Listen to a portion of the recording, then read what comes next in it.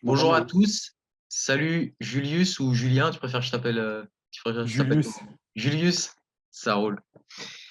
Alors du coup, aujourd'hui, tu as accepté de partager avec nous quelques petites choses, donc ça va être chouette, moi je me réjouis. Voilà, j'ai tout un tas de choses à te demander. Est-ce que tu es prêt? Est-ce que tu es prêt pour démarrer ça? Ah, Ben, moi, je suis toujours prêt. Ok. Alors, je vais peut-être expliquer aux gens comment je suis tombé sur toi. Je me souviens, j'avais fait une interview avec Nomad Slim une fois, je crois. Et puis, tu m'avais laissé un message sympa. Et puis après, j'étais allé voir ton contenu. J'avais bien kiffé. Je m'étais abonné à ton Insta, puisque c'est là où tu es, très présent, hein, même si Oui. tu as aussi une chaîne YouTube. Et puis, voilà, là, on repart sur un cycle d'interviews avec des nouveaux intervenants. Et puis, je voulais absolument t'interviewer parce que je trouve que tu as une fibre super intéressante en tant que naturopathe qui est très orientée vers le sport. Et c'est un truc, je trouve, en naturopathie qui est pas assez présent. On est vachement sur l'alimentation, la gestion du stress, mais tout ce qui est hormèse, etc. Bon, on a Pierre Dufresne, hein, qui est quand même très connu dans le milieu naturo, et on a toi. Donc voilà, ça va être chouette. Bah, c'est cool. Merci Alors, déjà pour l'invitation, hein. je t'en prie, avec grand plaisir. Alors, du coup, pour les gens qui ne te connaissent pas, est-ce que tu peux un peu te présenter? Moi, j'aime bien utiliser le terme d'où est-ce que tu parles, en fait, parce qu'on a chacun un petit peu notre histoire. Mm. Et toi, d'où est-ce que tu parles aujourd'hui, en fait? Aujourd'hui, je parle depuis la Haute-Savoie. Je suis proche du lac Léman. Ok, Ça fait une quinzaine d'années que je suis dans le coin, mais je suis originaire d'Auvergne, où j'ai grandi jusqu'à mes 18 ans. Et aujourd'hui, donc, j'ai 41 ans. Je m'appelle Julien Lepage, mais pour ma page YouTube, YouTube aussi, et Instagram, Facebook, je suis Julius de Purple Bell Kitchen. Et je me suis vraiment pris au jeu avec ce Julius, parce qu'en fait, c'est vraiment moi. C'est vraiment moi. Et je fais ça depuis 5 ans. Et je suis qui? Je suis un passionné de sport, un passionné de santé, un passionné de nature. Je suis naturopathe, conseiller en nutrition. Je fais de la réflexologie plantaire. Je peux aussi donner quelques conseils au niveau sportif, puisque ça m'arrive de faire, même si je n'ai pas le droit, je le dis devant tout le monde, je fais du coaching sportif pour le voisinage, les voisins qui cherchent à aller mieux. Voilà, je ne cherche pas à faire des athlètes, mais à aller mieux. Donc, je me prête à ce jeu. Voilà qui je suis. Et puis, je pense qu'on va pouvoir en parler tout au long de l'entretien. exactement. Alors, du coup, voilà, aujourd'hui, t'as plusieurs cordes à ton arc, tu as plusieurs activités. Donc, aujourd'hui, est-ce que tu peux nous donner un petit peu les différentes activités que tu as? Donc, tu m'as dit que tu fais du conseil en nutrition, tu fais du conseil en naturopathie, tu fais de la réflexo chez toi ou tu donnes des cours? Alors, je vais commencer avec les conseils en nutrition. Ça va être simple, en fait. Conseil en nutrition, naturopathie, moi, je vais tout mettre dans la même chose, dans le même Ouais. paquet, en fait. Parce que pour moi, c'est lié. C'est lié. Et je vais accompagner en visio ou en présentiel chez moi. Ça va aussi bien de l'ancien qui est dans mon village jusqu'à l'athlète combattant MMA professionnel en visio qui habite dans un autre pays. Voilà. Mon approche, que ce soit avec l'ancien qui cherche à bien vieillir ou l'athlète a bien performé, je vais avoir une approche naturopathique, holistique. Ok. Et dans ces conseils globaux, même si l'un ou l'autre viennent vers moi pour solliciter des conseils sur quel type d'aliment, combien de grammes en fonction des objectifs de chacun, on va tout reprendre depuis la base, qu'ils le veuillent ou non. Hydratation, oxygénation, sommeil, stress et l'alimentation. Et l'alimentation. Donc ça, voilà, ça occupe une grande partie de mon activité professionnelle. C'est la plus grande partie. À côté de ça, je fais de la réflexologie plantaire, un en présentiel, chez moi, avec les gens en local, hein, village et ville alentour. Et je fais ça donc depuis 2013. Et depuis septembre 2022, il y a Pierre Dufresne, justement, que j'ai rencontré lors d'un stage il y a quelques années en arrière, qui est comme un frère pour moi, m'a sollicité pour devenir le professeur de réflexologie de son école de naturopathie, le CNH. Voilà, donc j'ai les deux casquettes, praticien et enseignant. Ok, super. Et ça fait combien de temps que tu es naturopathe? Alors, naturopathe, mon diplôme validé 2016, enfin, ouais, examen validé 2016. Donc, moi, j'ai commencé un petit peu avant, parce qu'une fois que tu as les bases, à la fin des études de naturopathie, c'est principalement le mémoire. Mais j'ai voulu me lancer un peu avant, donc depuis 2015. Et j'ai commencé avec la famille autour de moi, les voisins, et puis petit à petit, le bouche à oreille a fait que. Puis ensuite, j'ai lancé en local, donc depuis 2016, début 2016, et progressivement, j'ai mis en place un système en visio. Avant ces histoires de Covid où tout le monde a lancé le visio, moi, j'avais déjà lancé ça 2 ans avant. Et donc, je pouvais donner des conseils. J'ai eu des clients, ça allait j'ai déjà fait de Los Angeles jusqu'à Sydney. Parce que comme je voyageais aussi à l'époque, je rencontrais des gens, de par mes sports, je rencontrais des gens, des athlètes, on sympathisait et ces personnes, bien sûr, habitaient à droite à gauche. Étant donné que je suis également anglophone et un peu hispanophone, ça facilite aussi pour avoir des clients un peu partout dans le monde. OK. Alors 2015, donc ça fait, presque 8 ans en arrière. Du coup, tu avais 33 ans. Est-ce que tu peux nous parler un peu de ton parcours de vie un petit peu, et peut-être qu'en nous racontant ce parcours de vie, on va comprendre pourquoi à un moment donné tu t'es intéressé à la naturopathie? Parce qu'aujourd'hui, il y a plein Ouais, de sportifs de haut ben, niveau, qui s'intéressent pas à la naturopathie. Donc, moi j'ai envie de savoir, à quel moment est-ce que tu es parti dessus en fait? c'est ça. Comme je te disais, j'ai vécu à la campagne jusqu'à mes 18 ans où c'était très carré. Je sortais pas trop, j'ai pas vu grand-chose du monde jusqu'à mes 18 ans. À 18 ans, je me suis engagé dans l'armée.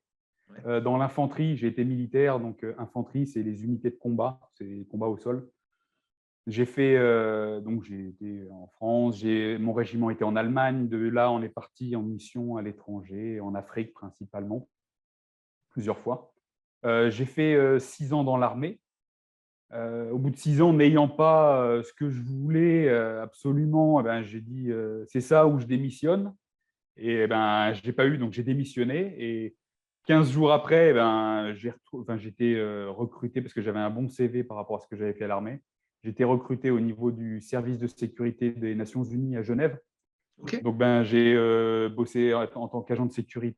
Donc, ça, c'était en 2010. Et en 2010, en même temps, j'ai eu une opportunité de travailler dans un bureau. J'ai fait ce choix, puisqu'en parallèle, j'ai rencontré ma femme qui souhaitait avoir une vie un peu stable. Et elle, ne m'ayant pas connu à l'époque où j'étais militaire, le fait de me voir pendant 3 mois sur Skype et à voir sur CNN les explosions à Kaboul pendant que j'y étais, ça la rassurait pas trop. Donc, j'ai dû faire un choix et j'ai fait le choix d'aller travailler dans un bureau, toujours au niveau des Nations Unies, au niveau du service des droits de l'homme. Et donc, c'est 2010, j'ai fait ce shift et en fait, je me suis très vite adapté à la vie de bureau, très vite dans le terme d'efficacité. Mais en fait, je me suis retrouvé comme un lion en cage, où j'étais pas dans mon milieu et j'étais beaucoup plus stressé par la photocopieuse, le téléphone, voilà, les portes qui claquent, que par des coups de feu ou des agressions. Mmh. Voilà, pour résumer. En parallèle, j'ai eu des enfants. En plus, j'en ai eu 2 d'un coup, des jumeaux. Donc, c'est venu avec cette histoire de lion en cage, de changement professionnel, 2 enfants d'un coup. À côté de ça, j'ai toujours fait beaucoup de sport, donc je faisais beaucoup de sport et je m'impose toujours beaucoup d'objectifs et j'aime bien le côté esthétique, j'aime bien le côté performance, la difficulté des deux. Donc, j'étais toujours à fond, à fond, à fond. Et à un moment, j'ai pété une pile. J'ai dit, je ne peux pas continuer comme ça parce que je devenais un connard en rentrant chez moi. Et j'ai dit, bon, il faut que j'arrête ce que je fais. Ce que je fais le plus souvent, là, c'était ce boulot, ça ne me convient pas. Et pourtant, Nations Unies, en Suisse, donc t'imagines bien payé. Ouais. Et je me suis dit, je ne peux pas continuer comme ça, sinon je vais perdre ma femme, mes enfants, je vais me détruire au niveau santé physique, santé mentale.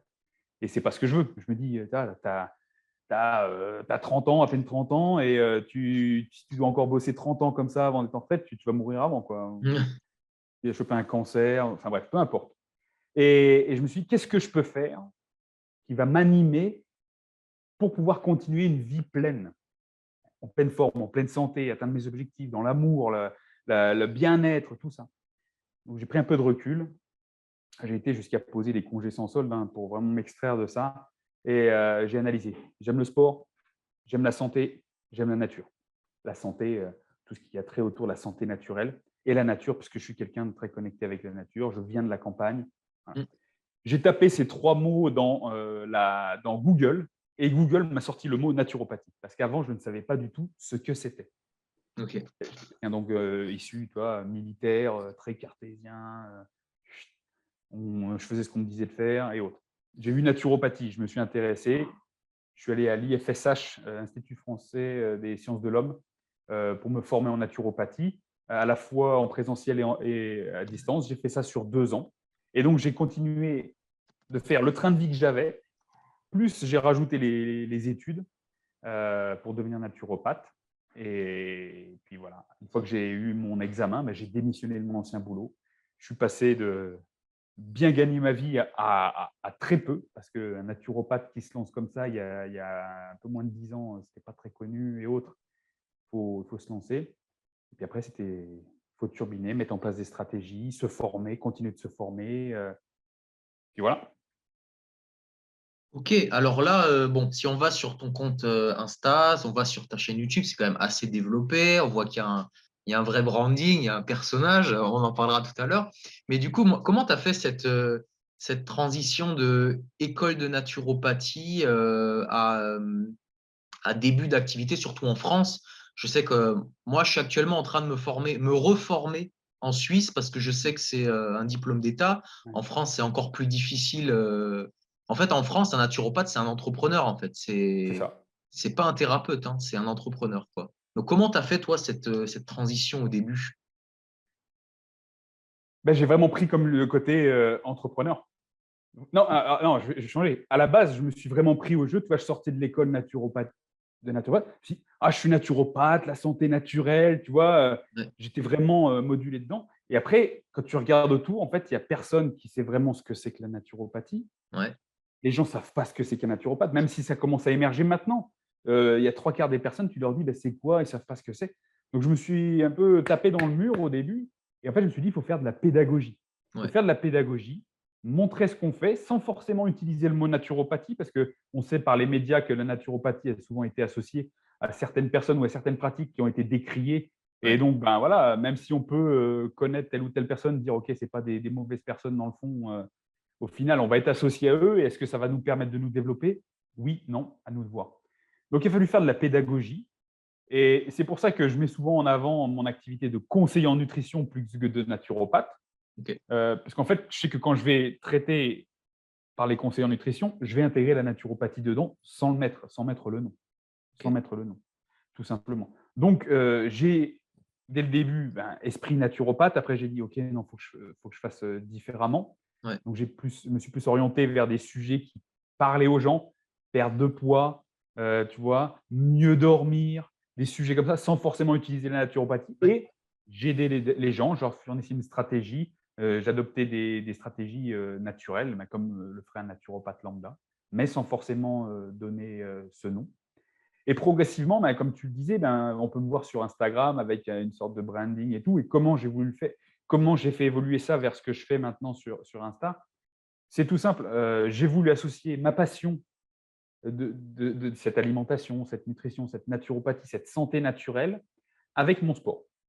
Mon sport actuel, avec mon sport et avec le sport en général. Mais j'ai ciblé une niche. Moi, je fais du jiu-jitsu brésilien, Ouais. jiu-jitsu brésilien, grappling, lutte à livrer. C'est des sports de préhension qui sont avec kimono ou en short t-shirt, dont le but, c'est de soumettre l'adversaire par une clé d'articulation, un étranglement ou autre.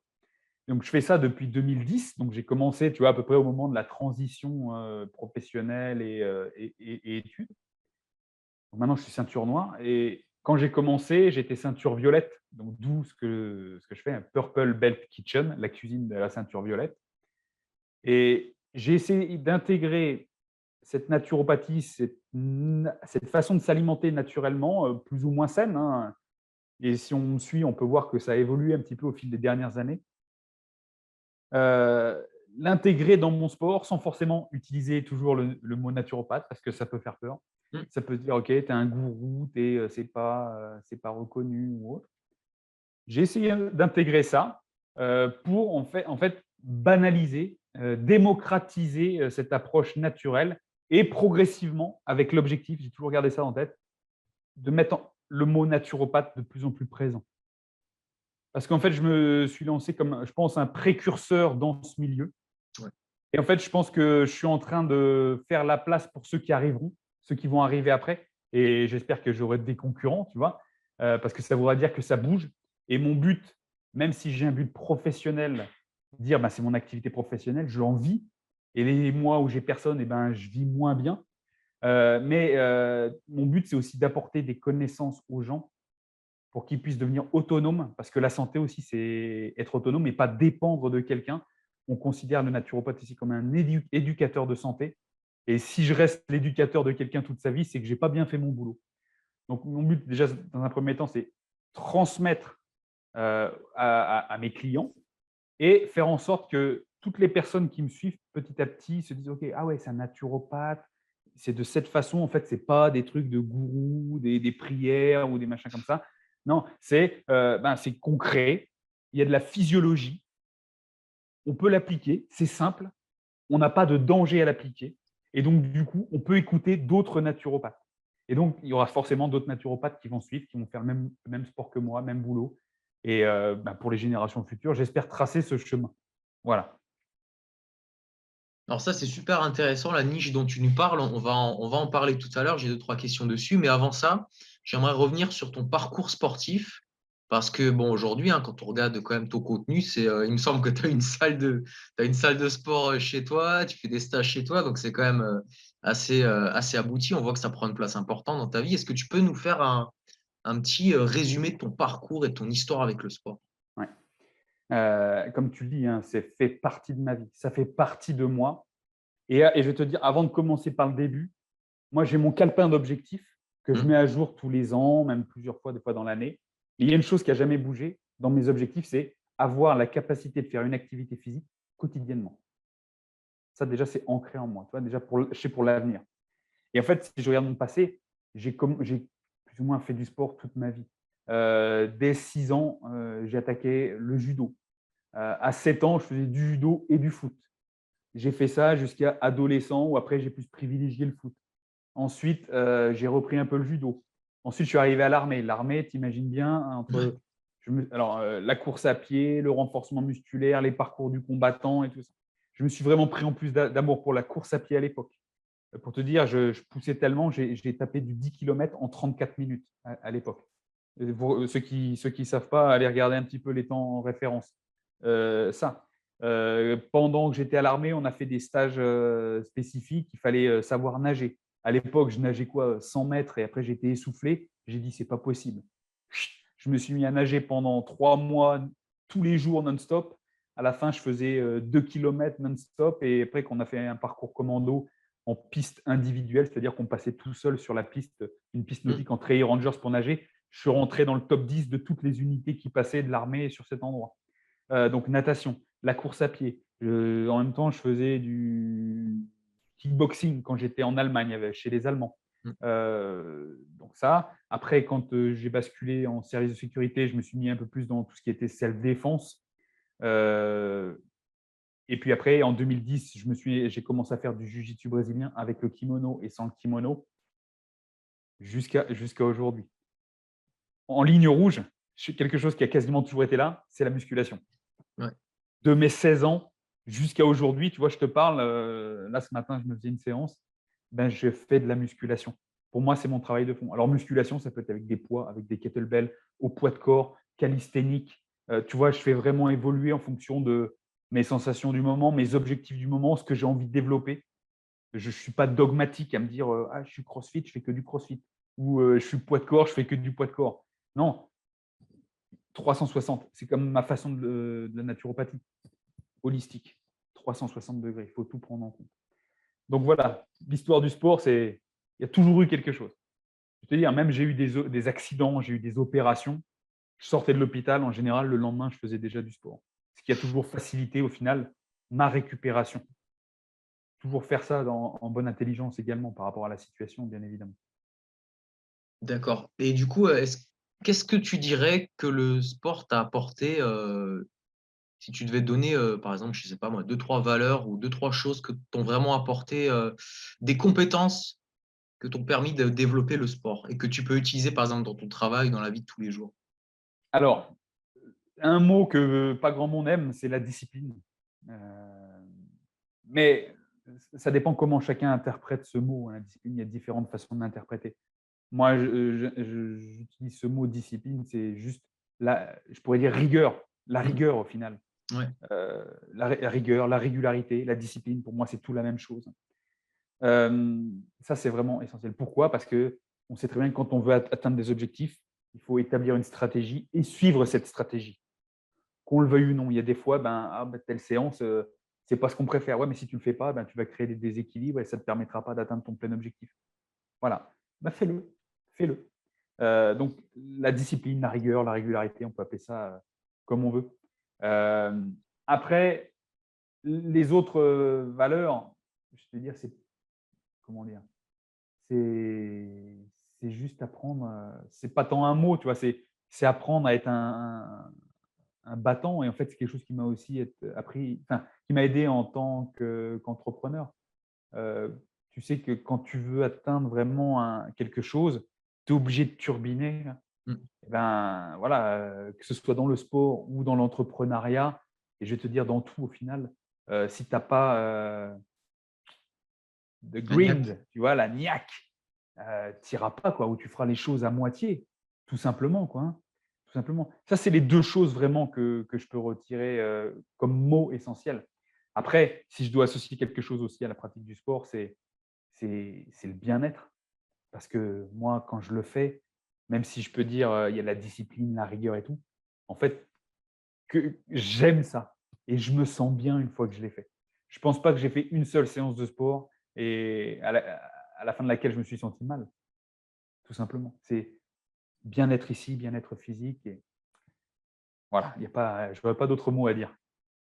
Bah, c'est intéressant ce que tu nous dis parce on pourrait faire le parallèle avec l'alimentation, par exemple, et se dire, être rigoureux sur son alimentation. On pourrait penser à premier abord que c'est quelque chose d'ennuyant, de compliqué, on va pas prendre du plaisir, alors qu'au contraire, en faisant les choses bien, comme toi avec chaque séance de sport, en faisant des bons plats bien préparés avec des bons produits, on prend un plaisir, en fait, on prend du plaisir dans sa rigueur, en fait. C'est ça que je vois dans ce que tu me dis, quoi. Exactement, exactement et d'ailleurs, quand tu parles de l'alimentation, moi, je travaille avec les clients, les gens me disent: «Ah, je fais attention à ce que je mange». Je dis: «Non, tu ne dois pas dire: "Je fais attention". C'est: "Je prends soin de ce que je mange". Je prends soin de moi avec ce que je mange, c'est tout, hein. C'est pas faire attention au final. Et ce que tu dis, oui, c'est vrai, ce parallèle entre l'activité physique et l'alimentation, je l'ai aussi, hein, parce que j'ai toujours eu un peu des objectifs physiques. J'aime bien avoir mes abdos, j'aime bien être relativement sec et tout. Donc on sait que ça passe par l'entraînement, certes, mais aussi c'est déterminé énormément par l'alimentation. J'ai été longtemps à me dire: «Oui, il faut que je fasse attention, à me restreindre là-dedans», mais sans notion de privation, Mmh. sans notion de déplaisir, enfin voilà, de manque, ni de frustration. C'est juste parce que, OK, c'est comme ça parce que j'ai mon objectif. Mais maintenant, en ayant pris un peu plus, d'années au compteur, je peux voir qu'au final, tout ce que j'ai fait, je l'ai fait parce que je le voulais vraiment et parce qu'en fait, c'est ma normalité à moi et c'est comme ça que je me sens bien et que le jour où j'ai envie de sortir un peu de ce contexte, je sors de son contexte, mais je sais que le lendemain, ça va revenir naturellement Mmh. vers mon équilibre. Mon équilibre et l'équilibre de chacun est différent de l'équilibre des autres. Voilà. Exactement. Du coup, tu en as déjà un petit peu parlé, pourquoi tu t'appelles Purple Bell Kitchen? Du coup, Purple Bell Kitchen, ça fait vraiment penser à l'alimentation, à la cuisine. Tu as pensé à quoi quand tu as choisi ce nom? Tu t'es dit: «Je vais faire un truc», tu t'es passionné à un moment donné pour la cuisine ou l'alimentation ou comment ça s'est passé? Ouais, parce qu'en fait, tu vois, au début où j'ai lancé ça, j'avais pas trop l'esprit, business, Mmh, marketing, ni quoi que ce soit. Parce qu'en fait, quand je l'ai lancé, non, je bossais plus, je venais juste d'arrêter, ce que je faisais. Je cherchais quelque chose, pour introduire ce que je faisais dans le jiu-jitsu, mais pas en termes de professionnalisme, tu vois? En termes de, je veux créer du contenu pour que tu vois, ça me change un peu l'esprit au quotidien et comme je te dis, naturopathie, alimentation, c'est lié et je dis: «Comment je peux intégrer ça?» Des recettes. Des recettes parce que les gens cherchent toujours: «Tiens, qu'est-ce qu'on mange avant de s'entraîner? mmh, Qu'est-ce qu'on mange pour récupérer? Qu'est-ce qu'on prend au petit déj?» C'est souvent les 3 choses qui ressortent le plus. mmh. J'ai dit: «Tiens, mais si je commençais à faire un petit blog avec des recettes de cuisine?» Et donc j'ai inventé ce nom, tu vois? J'étais ceinture violette, la cuisine, ceinture violette et Purple Bell Kitchen, ça s'en est plus ou moins bien c'était disponible pour l'adresse email. Donc voilà, c'est parti comme ça. Mais c'était vraiment en voulant introduire et partager ma passion pour la cuisine parce que j'adore ça. Comme je dis, je viens de la campagne, j'ai grandi de manière traditionnelle à la campagne, hein, même si ce n'était pas toujours clean, les aliments, les produits de la ferme, mais j'ai grandi, on mangeait les œufs de nos poules, on mangeait les lapins que j'élevais, on avait nos brebis qui faisaient des agneaux et tous les ans on tuait les agneaux et on les mangeait. Voilà, bien sûr, il y avait d'autres choses qui venaient de l'extérieur, des trucs bien dégueulasses comme des crêpes fourrées au fromage de Lidl et, voilà, et du Nutella. Enfin, voilà, tu vois ce que je veux dire. J'ai grandi comme ça, avec les viandes en sauce, la blanquette. J'ai grandi comme ça. Mais il y a toujours eu cette passion pour la cuisine parce que j'ai toujours vu ma mère cuisiner. Mmh. Je me suis toujours intéressé à ça. Et puis, je suis quelqu'un de gourmand. Mmh. J'aime la bonne cuisine. Quand je peux, je me paye les restos étoilés Michelin parce que c'est ça la vraie cuisine aussi et la tradition française. Mmh. Une tradition française de cuisine, il faut aussi rester là-dessus. Enfin, c'est comme ça que moi j'appréhende. Ce côté respect des traditions aussi. Et c'est pas parce que des fois il y a un peu de crème fraîche que c'est forcément mauvais pour la santé. Euh, voilà, donc cet amour pour la cuisine, j'ai voulu la transmettre de manière simple et saine, façon de parler, vers mon audience, qui à la base c'était juste un blog. Mmh. Puis petit à petit, les gens sont venus vers moi. Ah, c'est cool ce que tu fais. Donc j'ai partagé sur Facebook, j'ai créé une page. Et puis, ah, tu as d'autres recettes. Puis j'ai créé progressivement des recettes ou des choses que je faisais moi. Et puis j'ai continué comme ça progressivement jusqu'à maintenant. Après, pareil, j'ai créé une chaîne YouTube, j'ai commencé à me filmer un petit peu pour faire ça. Alors, c'est toujours du montage très basique parce que je ne suis pas très doué là-dessus. Et, mais le but, c'est vraiment ça, partager par la cuisine parce qu'au final, s'il y a quelque chose qu'on fait tous les jours de manière répétée, c'est manger. C'est manger et le but, c'est d'essayer de faire en sorte que les gens mangent relativement sainement, mais simplement. Parce qu'en fait, pour qu'un processus se passe, il faut de la simplicité. Il faut qu'il y ait le moins de friction possible. Si on commence à mettre des recettes avec 150 ingrédients qui ne sont pas introuvables Mmh. ou qu'il y a trop de cuisine, il faut trop d'ustensiles et tout, les gens ne vont pas adhérer et les gens n'essaieront pas. S'ils n'essayent pas, ils n'auront pas de résultat. Et le but, c'est qu'ils essayent, soit facile, ils ont un résultat, ça leur plaît et qu'ils recommencent, qu'ils prennent confiance. Et en prenant confiance, ah bah tiens, on va tester une autre recette. C'est comme ça qu'après, on intègre aussi de la diversité dans l'alimentation, des diversités dans les façons de cuire les choses. Et donc, on ouvre vraiment un panel nutritionnel chez les gens. Super intéressant. On va en parler de l'alimentation juste après, mais avant, j'avais une dernière question sur un peu ton parcours naturo, parce que moi, je sais que la façon dont je suis entré dans la naturopathie a beaucoup influencé mes premières expériences et un peu mes revirements. Si tu veux, moi, je suis rentré dans la naturopathie un peu par le prisme ancien, tu vois, l'hygiénisme, toutes ces choses-là. J'ai eu quand même pas mal de problèmes et puis voilà, tout ça, après, j'ai évolué vers quelque chose d'autre. Toi, j'aimerais savoir par quel prisme tu es rentré dans la naturopathie, peut-être ton école, quelle version de la naturopathie elle t'a donné et toi, ensuite, comment tu as développé ta propre vision de la naturopathie. Comment moi je l'ai perçu et sous quel prisme? En fait, c'est quand même quelque chose d'assez rationnel parce qu'en fait, comme j'ai fait la moitié à distance, donc c'était le Ouais. travail individuel, j'avais pas d'influence extérieure, tu vois, avec une personnalité typique qui aurait pu m'influencer, tu vois. Mm. Donc, c'était vraiment, j'avais mes cours, j'avais mes bouquins et c'était moi comment je bossais sur mes bouquins. Mm. Je me déplaçais sur place pour faire des cours spécifiques avec de l'iridologie, de la réflexologie et autres où je pouvais demander des conseils sur les cours que j'avais faits, bien sûr. Donc, je n'ai pas eu trop d'influence là-dessus, c'est vraiment une influence personnelle. Par contre, l'influence qui est venue derrière, c'est après l'école de naturopathie. Mm. Une fois que tu sors de l'école, les gens, c'est comme pour l'école au quotidien, les gens, des fois, c'est fini mes cours, j'ai mon diplôme, je n'étudie plus. Alors moi, je ne suis pas comme ça. J'ai fini mes cours de naturo et je me suis dit, ah ouais, c'est que ça, au final, je ne vais pas aller bien loin avec ça. C'est ce que je me suis dit. Et donc, c'est les bouquins, en fait, qui m'ont un peu ouvert sur différentes pistes, tu vois, entre Désiré Mérien, Norman Walker, Mm. tu vois, et Christian Brun, et toi, tous les bouquins. Et en fait, j'ai fait évoluer en fonction des livres que je lisais, que j'ai testés, bien évidemment, parce que tout Mmh. ce que j'ai lu, je l'ai testé sur moi.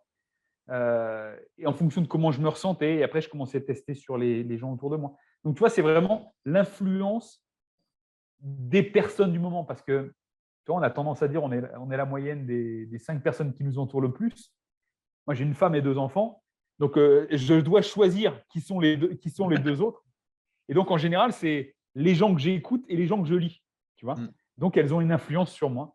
Donc, c'est ces bouquins-là qui m'ont aidé. J'ai eu aussi l'influence Thierry Casasnovas, Ouais. que je regardais beaucoup sur YouTube.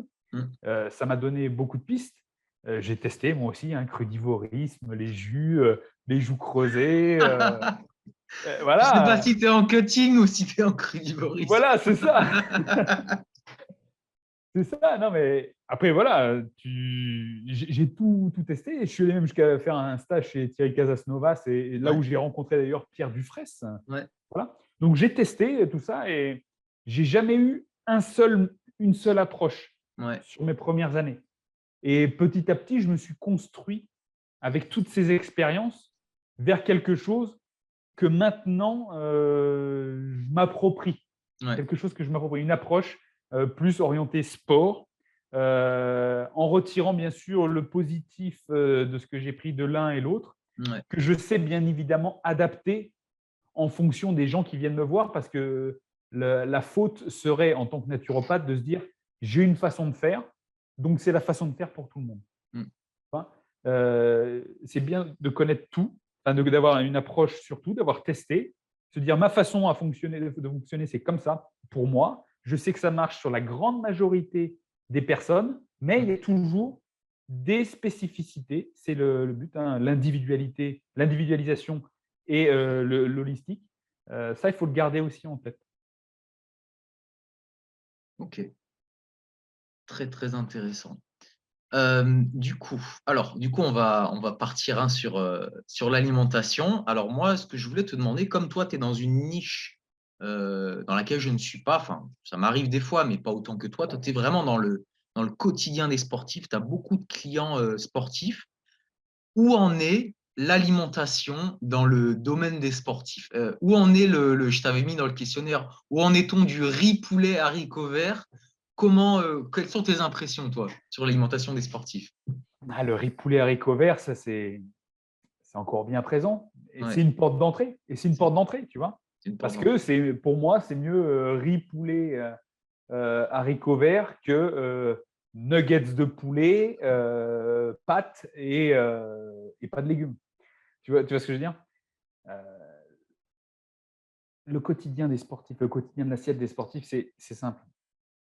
Tu vois, toutes les personnes qui écoutent aussi, hein, vous représentez une assiette, 30 de poulet du poulet, hein, du vrai poulet, hein, pas Ouais, des escalopes, pas du blanc de poulet sous vide. Du poulet, des haricots et un peu de riz à 30 de chacun. Heu, on va dire ça, au moins, c'est des aliments naturels. Il faut se dire que quand la plupart des gens mangent ça, pour eux, c'est on fait attention à ce qu'on mange. Ah, ils sont déjà dans on fait attention à ce qu'on mange. Je parle pour une grande majorité. ouais, Et là, déjà, c'est attention, c'est restrictif.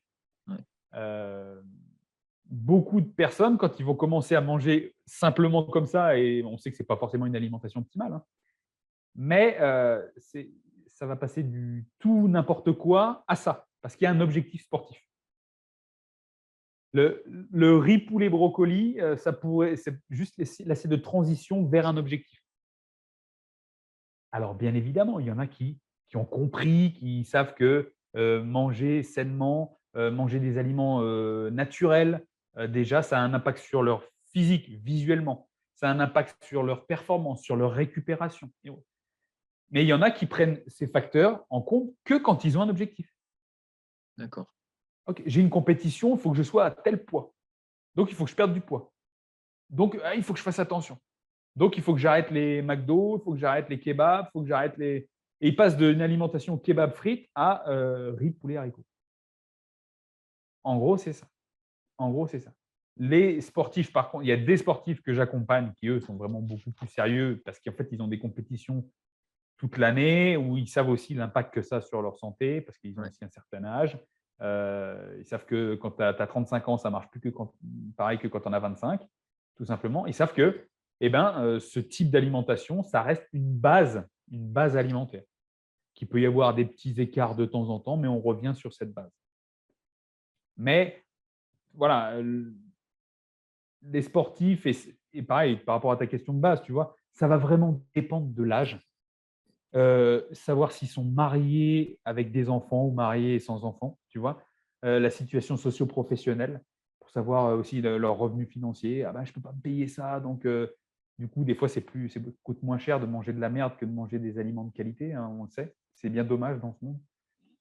Donc voilà, la situation du riz, poulet, haricots. C'est excellent, c'est excellent. C'est vraiment sympa d'avoir cette vision. Euh, et du coup, bah, toi, tu travailles à faire évoluer tous ces sujets-là de l'alimentation. Alors, moi, il y a un truc que je trouve très sympa que tu fais en ce moment, c'est que tu publies des posts avec toutes les photos des assiettes de tes clients.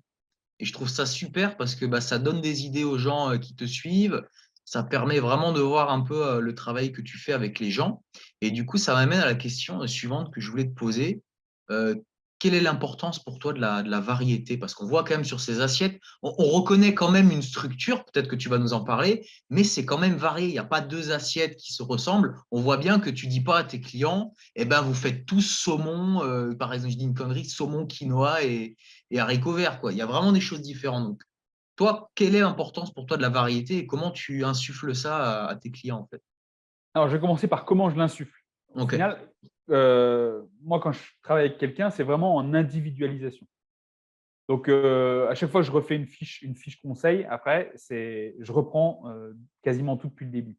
ok, Et je donne, par exemple, ouais, un schéma, dire, OK, le midi, pour telle personne, le midi, ce sera tant de grammes de protéines, tant de grammes de glucides, tant de grammes de lipides et des légumes, crus, cuits, les deux ou l'un ou l'autre. Le soir, c'est ça, ça, ça, ça, ça. Pour d'autres personnes, il n'y aura pas de glucides là, il y aura moins de protéines, il n'y aura pas de légumineuses, voilà. Ça va vraiment être là-dessus. Et ensuite, je te fais un tableau avec des exemples de ce ok, qu'ils peuvent mettre pour ouvrir leur esprit. Ah ouais, tiens, ça c'est un glucide, une source de glucides, donc je peux le mettre là. Ça c'est une source de protéines, je peux le mettre là. Et il y a tel type de légumes. Mais après, je donne carte blanche aux gens. Parce que c'est aussi ça, éduquer les gens. C'est donner des pistes, leur apprendre comment structurer leur assiette en fonction de leur objectif, en fonction de qui ils sont. Et derrière, leur donner des clés. Dire, OK, tu peux utiliser outil A plus outil B plus outil C et tu le mets dedans. Et vrai, quand la personne a compris cette logique, elle sait très bien qu'elle peut mettre ah ben, tiens, ce soir, ce ne sera pas du poulet, ce sera des crevettes. mm, Là, ce n'est pas des crevettes, ce sera des rognons. Là, c'est mm, pas. Et ainsi de suite. Et là, voilà, pas de patates douces. Là, ce sera du quinoa. Là, ce sera de la pomme de terre, et ainsi de suite. Donc, voilà comment j'insuffle les choses. La diversité, pourquoi c'est important? Ben, en fait,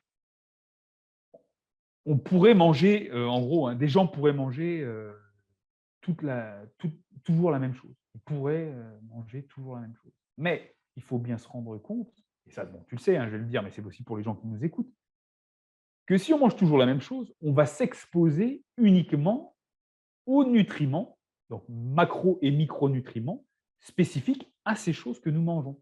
Donc, pour rappel, macronutriments, protéines, glucides, lipides, micronutriments, vitamines, minéraux et oligoéléments. Si on reprend l'exemple poulet, riz, haricots, bon là, en macronutriments, on aura le ouais, taf, mais en micronutriments, en termes de vitamines, minéraux, oligoéléments, on ne va pas avoir grand-chose. Et donc, si quelqu'un se dit, ah ben, je vais être strict, je vais faire attention, je vais manger poulet, riz, brocoli pendant 3 mois et je vais perdre du poids et je vais être en forme. Possible, sur court terme. Mais sur le long terme, la personne risque de s'exposer à des déficits en apport micronutritionnel, des carences éventuelles, même s'il mange du poulet, même s'il est omnivore. Voilà, ça pourrait être, on dit souvent les végétariens, mais ça pourrait être aussi un omnivore qui, à force de toujours manger la même chose, crée des déficits de ce côté-là. Donc en fait, en s'exposant à un maximum d'aliments, que ce soit en termes de texture, de couleur, de saison, eh bien, en fait, on diversifie nos apports en micronutriments, ce qui va être important. C'est vraiment, la diversité, c'est vraiment pour les micronutriments, pour faire le plein.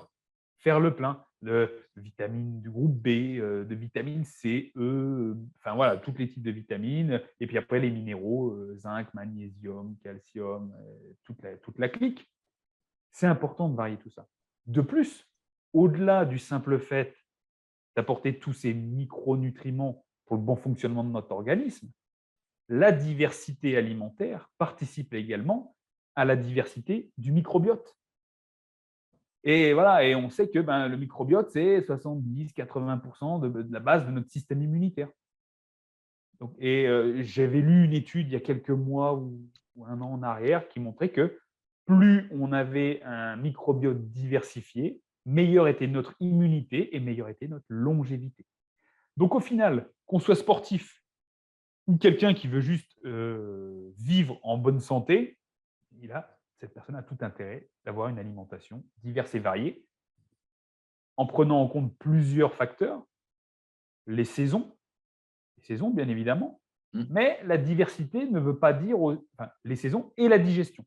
Mais la diversité, ça ne veut pas dire avoir 150 aliments dans la même assiette. Mmh. C'est ça aussi, parce que tout le monde n'a pas la capacité de pouvoir manger et digérer correctement tous ces aliments d'un coup. Moi, mes gamins, tu leur mets tout ça dans l'assiette, ils vont digérer tout. Ils n'ont pas de lourdeur parce qu'ils ont un Mmh. plein potentiel, ils ont la vitalité des enfants. Mmh. Mais quand tu as 30 ans passés, que tu as une histoire de vie, tu as bu du café, tu es stressé, machin, puis tu as l'estomac en vrac, et après, tu ne sais pas pourquoi tu as le ventre qui pousse, qui gonfle, tu es fatigué. Non, voilà, il faut déjà penser à sa capacité digestive et penser aux saisons, parce que les saisons vont faire que tu auras accès à tel type d'aliments et qui seront plus ou moins riches en vitamines et minéraux en fonction de la saison à laquelle tu manges. Tout ça pour dire que cette diversité donc, va influencer le microbiote. Et j'ai dû perdre le fil en route là, parce que je suis parti avec la digestion. C'est vraiment important. Ah, voilà, c'est ça que je voulais dire. Par rapport à la digestion, il faut bien se prendre en compte qu'on n'est pas obligé de mettre tous les aliments dans la même assiette à un moment donné. On pourrait très bien manger la même chose pendant une semaine. C'est ce que je dis à mes clients, hein, pour leur simplifier la vie. Mais la semaine suivante, il faudra faire en sorte de ne pas manger ce que tu as mangé la semaine précédente. En changeant la couleur, changeant les légumes, changeant le type de protéines, changeant la source de glucides, par exemple. Changer le type d'huile, par exemple, qui pourrait être utilisé. Voilà. On pourrait très bien manger la même chose pendant un certain temps, mais renouveler en diversifiant. C'est aussi le but de simplifier les choses pour qu'il y ait le moins de friction et pour que les gens adhèrent le plus au conseil au final et que ça leur soit bénéfique surtout. Et si on reste sur les micronutriments, toi, d'expérience, c'est quoi les principales carences que tu observes chez tes clients, du coup, plutôt sportifs? C'est quoi les principales carences? Magnésium. Magnésium. Magnésium fer, magnésium et fer chez les femmes. Mais magnésium, trois quarts du temps. Après, chose que, alors je ne peux pas déceler une carence à proprement parler, Mmh. mais c'est les oméga 3. OK. Les oméga 3. Parce qu'en fait, quand j'analyse, moi, en fait, je leur demande aux gens ce qu'ils mangent avant de me consulter, hein. Mmh. Je demande ce qu'ils mangent et en fait, quand tu regardes l'alimentation, il n'y a aucune source d'oméga 3. Et voilà, les gens ont mal partout, il y a plein d'inflammations, il n'y a aucune source d'oméga 3, donc forcément, par déduction, Ouais. magnésium, oméga 3. Et souvent, c'est ce que je recommande je ne suis pas un vendeur de compléments, mais Ouais. souvent, je passe d'abord par l'alimentation, Ouais. mais souvent la complémentation, je fais appel à ça. Ouais. En plus, les sportifs, hein, les besoins en magnésium sont beaucoup plus hauts. C'est tout de suite, c'est très élevé, quoi. Oui, j'avais vu d'ailleurs ta super vidéo là-dessus sur magnésium et chez les sportifs. Oui, c'est tout à fait pertinent. Tout à fait pertinent. OK. Magnésium. Donc, vous avez entendu magnésium, fer pour les femmes. Du coup, je voulais parler de 2 sujets, qui sont un petit peu, voilà, peut-être un peu moins drôles, mais je pense tout aussi importants. C'est le cutting et le surentraînement. Donc je pense que tu as beaucoup de sportifs qui vont regarder, cette vidéo. Donc, le cutting, je pense qu'il n'y a pas besoin de revenir sur le terme, mais peut-être pour les gens qui ne savent pas ce que c'est, tu pourras réexpliquer ce que c'est. Et peut-être donner une approche. Ce serait quoi, selon toi, qu'est-ce que tu utilises comme approche pour faire un bon cutting? Alors, cutting, en fait, si, il faut expliquer parce qu'en fait, le cutting, les gens, ils vont juste penser, pour les sports de combat, à la dernière phase, la dernière semaine où on va perdre principalement de l'eau Ouais, pour être au poids pour une pesée. Moi, ouais, pour rappel, je suis dans les sports de combat, j'accompagne des combattants MMA, jiu-jitsu brésilien, grappling et autres. Il faut se peser pour valider la pesée pour pouvoir combattre dans une catégorie. Sachant qu'il y a une grande difficulté, c'est que des fois, la pesée s'effectue soit la veille, soit 5 minutes avant le combat. Donc, ok, ça aussi, c'est pas la même ouais, approche. C'est pas ouais, la même approche. Le cutting, si vraiment on prend un peu plus, on se détache un peu plus du cutting et qu'on va parler principalement de perte de poids pour arriver à la pesée avant le combat, dans les meilleures conditions, parce que le but, c'est pas juste de valider la pesée. Le but, c'est que tu sois au poids, mais que le lendemain, tu casses la gueule à l'autre. Eh ouais, voilà. Et donc, il faut être à son plein potentiel, quoi. Donc, en fait, déjà, les deux choses. Allez, la chose essentielle, déjà, c'est le timing. Euh, le timing, bien préparer à l'avance son timing, se dire, OK, quand est-ce que je sais qu'a lieu ma compétition et donc la peser et quel jour je suis. Quel jour je suis. Un, choisir sa catégorie de poids.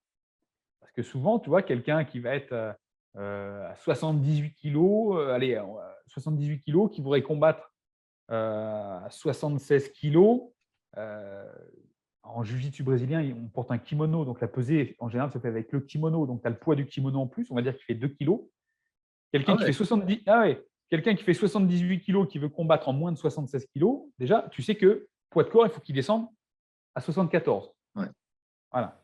Donc, déjà, c'est ça. Et que, en général, quand tu combats avec le kimono, tu te pèses et tu combats dans les 5 minutes ou 15 minutes qui suivent. ok, Donc, tu n'as pas trop le temps de te réhydrater, refaire le plein de glycogène et autres. ouais, Savoir déjà quel temps j'ai pour perdre ce poids et bien choisir sa catégorie. Parce que souvent, il y a des gars qui vont faire 78 kilos et eux, ils veulent combattre en 70 kilos. Mais ça arrive très souvent. ouais, ouais, Parce qu'en fait, il faut aussi voir quelque chose, une réalité du quotidien, c'est qu'on a l'habitude de regarder les super champions à l'UFC ou dans les autres catégories, enfin les autres organisations, qui vont perdre 15-20 kilos pour un combat, qui se pèsent et qui reprennent 15 kilos en une nuit et qui combattent. Bon, mais ces gars, il ne faut pas oublier que ces gars, c'est leur métier, ils font c'est une que équipe, ça. Ils ont une équipe, ils sont suivis par des pros et c'est leur métier.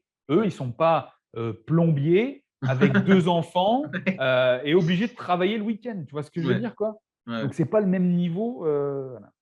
Ils ont d'autres moyens. Mais tout est faisable. Tout est faisable. Donc, déjà, c'est le temps que j'attribue pour cette perte de poids, bien sélectionner ma catégorie. Ensuite, 2 phases pour le cutting. 2 phases. Il y a un premier temps, en fonction du délai qu'on a entre le moment où on décide de perdre de poids et le début de la deuxième phase, c'est axé principalement sur la perte de graisse. C'est la perte de graisse. Le but, c'est de maintenir un maximum de muscle pour sa catégorie de poids, parce que c'est le muscle qui est là pour la performance. Ce n'est pas la graisse au final. Dans nos sports de combat explosifs, c'est plus un effort glycolytique que lipolytique. Euh, donc, c'est perte de graisse. Donc, en fait, la perte de graisse, tout simplement, ça va être déjà savoir d'où on part en termes de calories, métabolisme de base, voir quelle est la quantité calorique consommée à la base pour voir ton apport de maintien, et créer un déficit calorique tout en préservant un bon apport en protéines pour préserver la masse musculaire, adapter les apports en glucides pour pouvoir soutenir la qualité de l'entraînement, parce qu'il ne faut pas oublier que il faut s'entraîner pour arriver jusqu'au combat. Et il faut s'entraîner jusqu'à la dernière semaine. C'est pas juste dire, OK, je perds du poids et je fais rien pendant. Non, il faut s'entraîner pour améliorer tes capacités de combat, tes capacités techniques. Et donc, il faut la présence mentale, il faut Si tu n'as pas de présence mentale, tu peux très bien te blesser aussi parce que ça reste un sport de contact. Donc, il faut apporter quand même assez de glucides pendant Mmh. cette première phase de perte de poids pour maintenir l'énergie et l'efficacité lors des entraînements. Donc, déficit calorique progressif, bon apport en protéines pour maintenir les muscles et un apport glucidique pour l'entraînement spécifiquement. Mmh. On n'oublie pas les graisses qui sont là pour soutenir le système hormonal. Voilà. Deuxième phase, en général, c'est la dernière semaine avant les combats. Et là, je parle principalement plus pour les combattants de MMA ou Mmh. boxe, les gens qui vont se peser la veille de compète. Ça va être plus la perte d'eau. On va perdre de l'eau.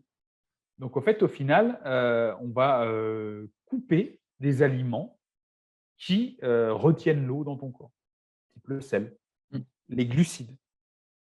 Voilà. Et ça, on va le faire. On va adapter en fonction du poids qui reste à perdre et de comment la personne se sent, bien évidemment, parce que c'est toujours ça à prendre en compte. Il faut que la personne se sente bien. Ce n'est pas perdre du poids pour que la personne se sente mal et ne soit pas efficace le lendemain. Mmh. Donc, il va y avoir une stratégie hypoglucidique. On coupe le sel et une hyperhydratation en manipulant la vasopressine, l'hormone qui va réguler Mmh. euh, les fluides dans l'organisme. Donc avec beaucoup d'eau, puis d'un seul coup on coupe l'eau. Il peut y avoir une période de jeûne plus ou moins courte et de déshydratation en fonction du poids qui reste à perdre. Et en parallèle, on met aussi une technique de sudation qui peut être dans le bain, dans le sauna. Il y en a qui courent avec des kawaii sur eux, voilà, pour éliminer les derniers grammes d'eau. Mais la dernière semaine, c'est plus dans la perte de graisse. La dernière semaine, c'est plus dans la perte de graisse. Si après on se réfère en termes d'efficacité physique, c'est pas dans la dernière semaine que tu prépares ton combat. Ouais. Donc en fait, tu as déjà fait tout le travail en amont. La dernière semaine, c'est pour faire du jus, quoi, relâcher au niveau nerveux, pas trop de fatigué pour que le cutting final se passe bien. Et voilà. Et voilà. Donc si après on reprend tout ça, c'est déjà le temps qu'on a à disposition, d'où on part en termes de poids et bien choisir sa catégorie de poids. Ça, c'est essentiel. D'accord. Donc, tu as dit, quelque chose qui m'intéresse tout à l'heure. C'est un petit peu hors sujet, mais tu nous dis sur des sports de combat explosifs, on est sur du glucolytique, hein, donc on va utiliser principalement du glucose. Est-ce que toi, tu as déjà vu autour de toi, en compétition, des sportifs en cétogène ou carnivore? Ou est-ce que c'est un mythe et ça n'existe pas dans les sports de combat? Euh, que je- En direct, Ouais. moi, je l'ai je l'ai déjà fait il y a quelques années et je savais pas que c'était cétogène à l'époque, tu vois. Ouais. Mais en gros, je l'ai fait et on pourra en reparler après. Mais sinon, actuellement, on est autour, en termes de carnivore cétogène pur, non, D'accord. Bon, bah, c'est bien ce non. que. Non. Mais chose que je peux dire avec mon expérience, Ouais. que ce soit en compétition, où je faisais vraiment, en fait, j'appelais ça low carb, very low carb. Au final, quand je regarde mon alimentation, j'étais presque cétogène, Ouais. plus à tendance hyperprotéinée, graisse, mais vraiment glucides Ouais. très très bas. En fait, je suis devenu performant, mais au bout d'un certain temps, au bout de plusieurs mois. Au bout de plusieurs mois, mais je ne pouvais pas courir après tous les lapins, quoi, tu vois ce que je veux dire? Ouais. Il Ouais, fallait que ouais. je me fixe sur un seul objectif. Là, c'est clair et net. Tu vois, par exemple, dans la prochaine compétition, on pourrait dire, OK, il y a le côté technique, combat, ou si on fait des combats sparring, alors je fais ça, mais c'est vraiment en jiu-jitsu brésilien, il n'y a pas de frappe, mais Mmh. on y va fort. Et en parallèle, tu peux faire de la prépa physique. Tu vois, la prépa physique avec les haltères, tout ce que tu veux faire. Je sais que quand j'étais en cétogène, mes performances en prépa physique sont bien loin de ce que je fais maintenant avec plus de glucides, tu vois? Mon rythme cétogène me permettait d'être optimal sur mes combats, mais pas faire les deux en même temps. C'était ou les combats ou la prépa physique où j'étais performant. Mais je n'avais pas assez pour récupérer. Ah, c'est intéressant et c'est dû d'après quoi? C'est dû à quoi d'après toi? Moi, je pense que c'est alors, il y a eu Mmh. l'adaptation progressive, hein, parce qu'après, c'est aussi pas mal au niveau du système nerveux, hein. Mais après, c'est aussi peut-être moi, comment je fonctionne, parce qu'on est tous différents. Parce qu'on est tous différents. Heu et sinon, en plus spécifique, j'avais testé le cétogène, vraiment cétogène, Mmh. où je l'ai fait pendant 2 mois. J'ai fait Ouais. pendant 2 mois. Les 3 premières semaines, alors je l'ai fait en retour de Thaïlande. Donc en Thaïlande, tu imagines, j'ai bien mangé des glucides, hein, j'avais du riz là et donc le temps que le corps s'adapte en cétogène, j'ai été 3 semaines où je faisais un jiu-jitsu brésilien et muscu en parallèle. J'adore faire du soulevé de terre. Et là, j'en étais à me dire: «Putain, soulevé de terre, j'ai encore rien soulevé». Pendant les 3 premières semaines, j'ai perdu très vite du poids et j'étais devenu j'ai séché très rapidement, Ouais. en termes visuels, hein, pas en termes de poids, mais Ouais. perdu du poids aussi. Mais perdu énormément d'énergie au niveau de mes lifts. Ouais. Heu, Par contre, au bout de 3 semaines, d'un seul coup, c'est revenu comme ça. OK. J'ai pas senti et d'un seul coup, les charges ont commencé à augmenter et c'est revenu et ça a duré pendant 1 mois avant que ça ne redescende et qu'il y ait des petits symptômes au niveau, digestif, transit et autres. Alors peut-être que j'ai pas bien fait, certains moments, mais voilà. Mais j'arrivais, une fois que le temps d'adaptation des 3 semaines, qui a été 3 semaines chez moi, est intervenu, j'ai pu assurer, le jiu-jitsu brésilien, la muscu et au même rythme, que j'enchaînais avant. Parce que j'avais un bon gros rythme à l'époque. D'accord. Intéressant. OK. Hem et du coup, l'autre sujet que je voulais évoquer avec toi, c'est le surentraînement. Hem, bon déjà, est-ce que tu peux nous donner ton expérience personnelle du surentraînement et ensuite nous parler, de la prévalence, la fréquence avec laquelle tu observes ça, chez les clients que tu accompagnes? Le surentraînement, en fait, si j'en parle avec les gens, que j'accompagne, les gens pour eux, ils sont dans un état normal. Ils sont dans un état normal. Parce qu'ils ne se rendent pas compte qu'ils sont en surentraînement. Ils ont certains symptômes, mais ouais, quand tu fais la liste des symptômes, tu dis: «Ouais, OK, c'est bon le gars», ou tu analyses, tu prends ce recul. On a tous du mal à s'auto-analyser, bien évidemment, et je l'ai vécu ça. Je l'ai vécu. Parce que je vais te donner, mon exemple de surentraînement que je faisais, bah, justement à l'époque où je faisais école de naturopathie et mon boulot, en fait, j'allais bosser le matin de chez moi en vélo. Donc vélo de course, 25 kilomètres aller, 25 kilomètres retour, et je faisais ça 4 fois par semaine. Donc il y a un jour où j'y allais quand même en voiture ou en bus, et quand j'y allais, moi j'ai l'esprit, on n'est pas là pour, ramasser les champignons, quoi. C'est à chaque fois que je partais, c'était le casque, la position profilée, chrono.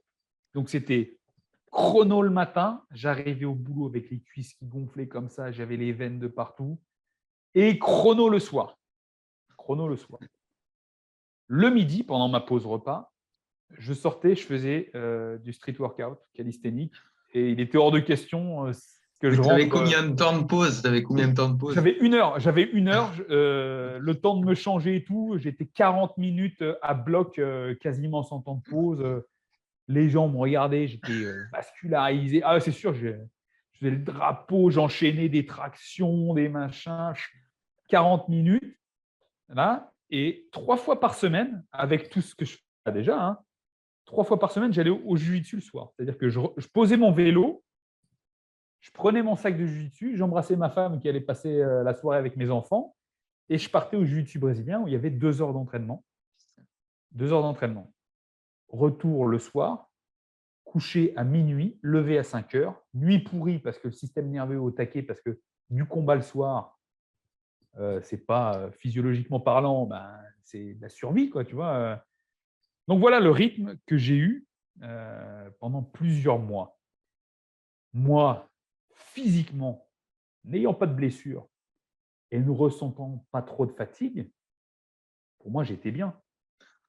Pour moi, j'étais bien, et je te dis ça, le week-end, je faisais quand même de la muscu chez moi, hein, au cas où je perde. Comme si des fois on s'entraîne pas, on perd. Et ça, je l'ai tenu. Et les symptômes que moi j'ai vus avec le recul, bien évidemment, et mon apprentissage de la naturopathie et tout ça, je dis ouais, moi, j'ai fait tout ça, tout à l'envers, tout à l'envers. Oui et non. Ça participe, mon expérience, c'est ce qui fait aussi, c'est qui a construit aussi en partie mon physique, le physique que j'ai maintenant et ma capacité d'adaptation à tous Mmh. ces genres de stress.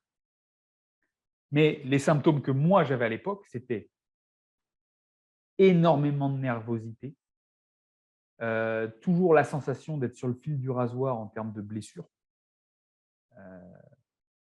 et un sommeil pourri. Sommeil pourri. Même les soirs où je combattais pas, j'étais en hypervigilance. Ouais. Hypervigilance.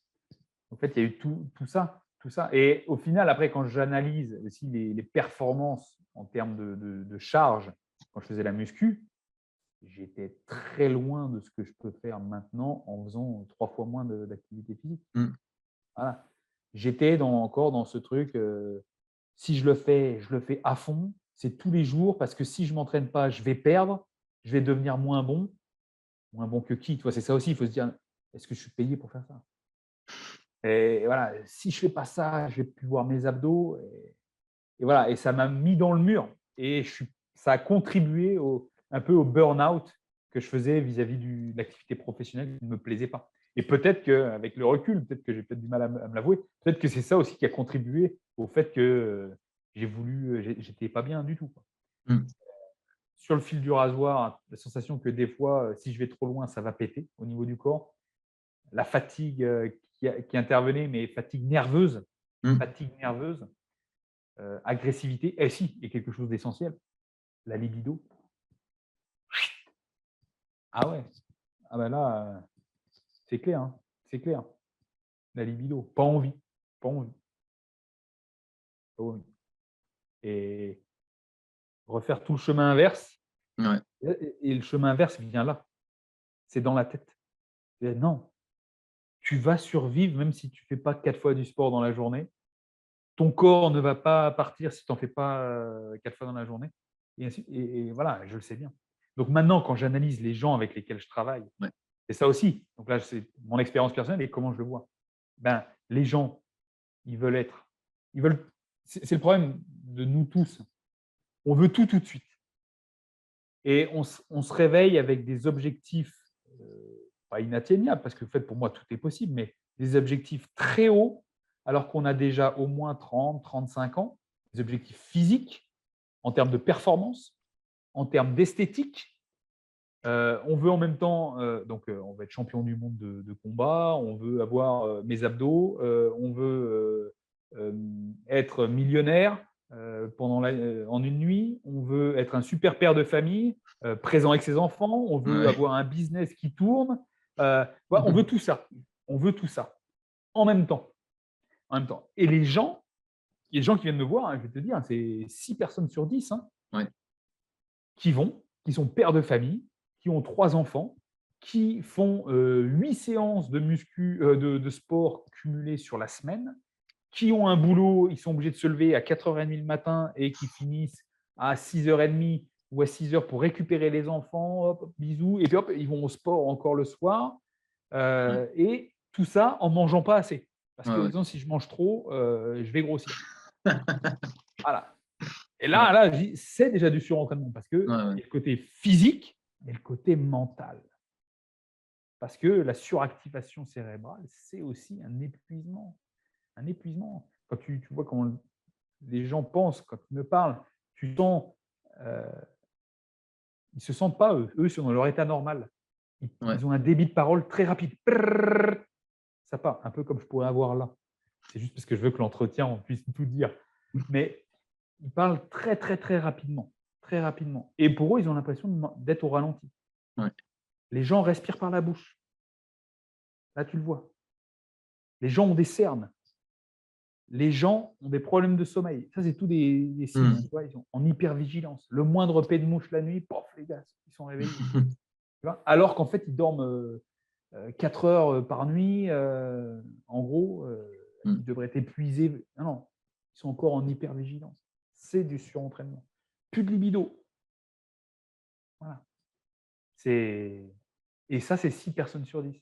Parce que les gens, alors, c'est surtout des hommes que j'accompagne, mais j'ai aussi des femmes, mais surtout Mmh. chez les hommes, vouloir être performant au travail, performant en sport, performant visuellement, Mmh. physiquement, tu vois, performant en tant que père de famille. Ouais. Heu, voilà, et quand tu veux tout faire en même temps, sans l'élément principal, sans repos adéquat, Mmh. là, tu vas dans le mur. Tu vas dans le mur. Et c'est pour ça que c'est difficile en tant que thérapeute de dire: «Écoute, je sais que tu fais appel à moi pour voir tes abdos, pour être performant en compète et tout, et ben, mon premier conseil, ça va être que tu enlèves un ou 2 entraînements dans ta semaine et à la place de tes entraînements, c'est pas juste te coucher sur le canapé, c'est tu vas t'asseoir, tu vas faire un petit peu de technique de respiration, un peu d'automassage ou bien tu vas aller marcher dehors, tout simplement. Mmh.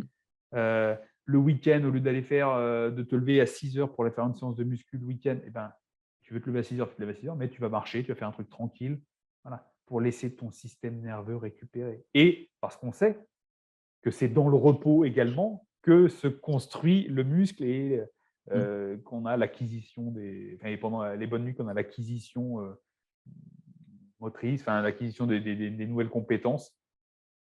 Donc voilà, plus de repos, plus de repos. Mais il faut avoir, justement ce retour, ce recul, de se dire: «OK, où est-ce que j'en suis?» Parce qu'en fait, ça se met en place progressivement. Ça devient ta normalité. Tu es toujours à fond, c'est ta normalité, et quand tu t'auto-analyses, tu dis: «Non, mais je ne peux pas revenir en arrière.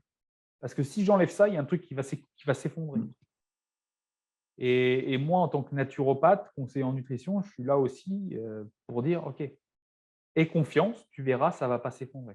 Et je te donne un exemple, j'ai un client, que je suis là déjà depuis 2 mois, il veut perdre du poids, il est en inflammation, il s'entraîne X fois par jour, Mmh. il fait de la compétition. Je dis: «Écoute, on a analysé», j'ai dit: «Tu tel entraînement tel jour, tel entraînement tel jour. Il y en a un, tu fais rien, il y en a un, tu vas marcher.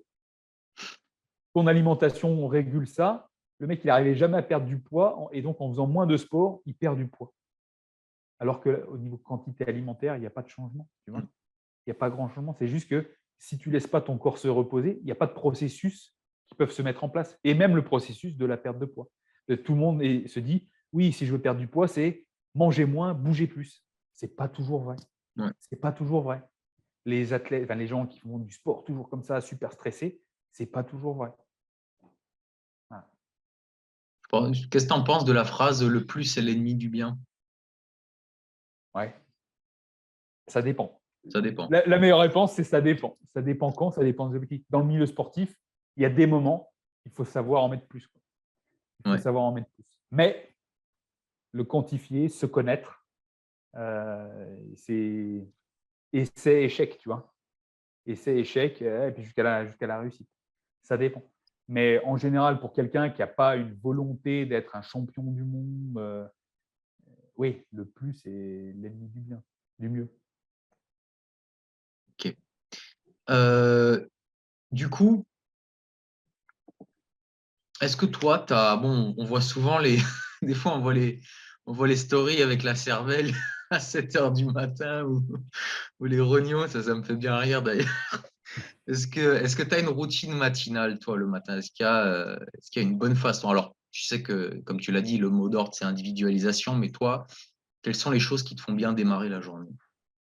Moi, alors, j'ai un petit rituel. Bah, j'ai des choses que je fais le matin, ça va évoluer bien évidemment en fonction de mes années, en fonction du moment, mais en gros, ça se passe de la façon suivante. Déjà, dès que je me réveille, c'est grande tasse d'eau, Mmh. bonne hydratation avec un peu de vinaigre de cidre dedans. Je fais ça. Ensuite, c'est, technique de respiration, méditation. Alors, j'ai fait beaucoup de méditation non-stop et maintenant je pars j'ai des objectifs d'apnée, par exemple, tu vois? De temps d'apnée. Donc je fais des exercices de respiration et je fais de l'apnée le matin. Mais ça peut être méditation ou, technique de respiration après l'hydratation. Ensuite, c'est lecture. Je fais de la lecture, avec, mon petit café, et lecture de quelque chose où j'apprends. J'apprends ou qui stimule mon cerveau, pour la journée. Et ensuite, ça dépend l'heure qu'il est, parce que j'ai des enfants, j'en ai 2. Ça dépend l'heure qu'il est. En général, c'est soit activité physique et petit déj, soit petit-déj et marche derrière. Mais souvent, c'est petit-déj, marche en ce moment. Et petit déjeuner, ça va être, je fais relativement la même chose le matin avec, des légumes lacto-fermentés, un demi avocat, des œufs et une source de protéines que j'ai, déjà cuit d'avance, qui des restes. Mmh. Et si j'ai pas ces restes, et ben, je vais me remettre un peu plus d'œufs. Donc moi, le matin, je peux me manger, 4 œufs entiers et 3 ou 4 blancs d'œufs en plus. Sinon, je me fais 4 œufs entiers plus, je sais pas, il y a quelque chose comme 100-150 grammes d'une autre source de protéines. Ça peut être du poisson, du saumon, du maquereau, des sardines ou du lieu que j'ai fait cuire la veille, ou ça peut être comme tu dis, hein, j'ai de la cervelle d'agneau, je me fais de la cervelle d'agneau, des foies de volaille, voilà. Pour moi, c'est un petit déj, c'est un repas. Un repas, C'est ouais. pas c'est pas un dessert, Ouais. voilà. C'est pas un dessert et parce que j'ai 41 ans. J'ai plus, 8 ans. Il y a 8 ans. Ah mais c'est ça, hein, parce que j'ai pas honte, enfin pas peur de le dire, mais heu, maintenant, il y a un manque de responsabilité où les gens disent: «Ah ben j'ai grandi comme ça». Voilà. Je dis: «Ouais», donc en fait, on se retrouve avec des gens qui ont 30-40 ans, qui ne sont adultes que parce qu'ils ont cet âge, mais au final, c'est des enfants. C'est des enfants. Non, si tu manges de la merde, mon gars, c'est parce que tu as pas pris la décision de changer. Tu as pas pris la décision de changer. Ou tu as pas pris ce recul, te dire: «OK, en fait, ce que je fais, c'est peut-être ça qui pose problème». Je dis pas que moi, ce que je fais, c'est parfait, hein, du tout. Moi, c'est les choses qui me conviennent.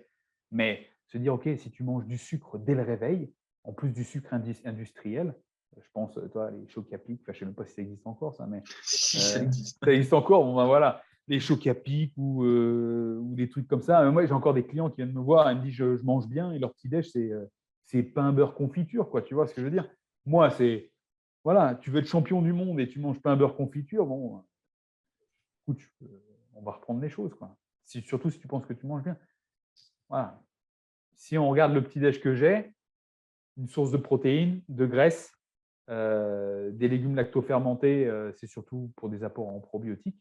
Je peux intégrer une petite source de glucides dedans, ça peut être, soit j'ai des Vasafibres, alors, avec du son d'avoine, ou bien j'achète le pain noir, là, tu sais, pumpernickel, avec du seigle et tout. Voilà, je peux mettre ça. Ça me fait une petite source de glucides, sachant que les glucides le matin, c'est pas du tout ce que je consomme. J'ai remarqué que Mmh. pour moi, consommer du glucide pouvait accroître la faim en matinée. Mmh. Voilà. Donc, Mmh. c'est intéressant quand tu es en prise de masse, parce qu'en prise Mmh. de masse, il faut que tu manges plus régulièrement. Donc, ça peut être intéressant. C'est pour ça que je mange plus de glucides, enfin plus de ces genres de petits pains en ce moment. Mais sinon, non, c'est ce que je mange. Le sucre, bah, tu le sais, hein, au final, ton corps peut le produire avec la néoglucogénèse, à partir des protéines et des lipides. Si après en journée, on va consommer des glucides, ce sera principalement autour des entraînements. Heu et en fonction du type d'entraînement, évidemment, et après aussi en fonction des objectifs physiques et des besoins en calories si on compte les calories pour telle ou telle personne. Voilà. Après, donc ça, j'ai un peu digressé, mais pour revenir sur la routine matinale, donc hydratation, technique de respiration, lecture, petit déj, protéines, graisses en gros, et derrière marche dehors. Moi, je suis en pleine campagne, je vais Mmh. marcher, en fonction du timing que j'ai avec mes clients et autres. Je vais marcher entre 20 et 30-40 minutes le matin. Je suis en Haute-Savoie, il ne fait pas toujours très beau, donc je suis toujours quand même à vouloir dans leur Mmh. s'adapter, en fait. Mmh. Donc moi, je vais sortir, tu vois, j'ai un pull, un t-shirt, un short, mes baskets, et en fait, qu'il fasse, 8 degrés avec du vent comme aujourd'hui, ou -5 dans la neige, je vais sortir dans cette tenue. D'ailleurs, avec ma prise de masse, je rentre plus dans mes pantalons de toute façon.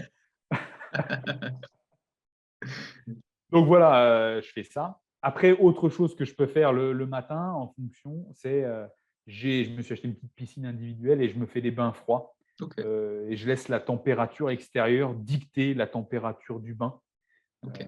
sachant que ça varie l'eau varie entre 0 et 8-10 degrés, ces derniers temps. OK, Voilà. super.